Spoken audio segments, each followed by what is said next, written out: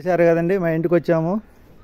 పొద్దున్న ఇల్లంతా ఈ కాగిత ఇవన్నీ రాలి ఆకులన్నీ ఎండిపోయిన ఆకులన్నీ రాలి అంత రాతగా ఉంటే అంతా శుభ్రం చేసామండి. ఈ రోజంతా మాకు ఇల్లు శుభ్రం చేసుకునే పనే పెట్టింది. ఈ గొంతులో శుభ్రం చేసాము,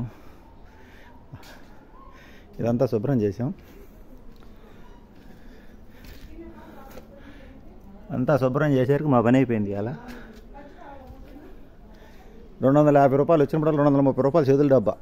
మాకు ఈ ప్రాంతంలో చేతులు ఎక్కువ పెట్టిద్ది, ఎర్రనాల కాబట్టి. ఇది బాయికి మోటార్ ఇచ్చాను, నీళ్ళు లాగాను, కొబ్బరికాయలు కొన్ని కోసుకుని కొన్ని అందలేదు కోయటానికి.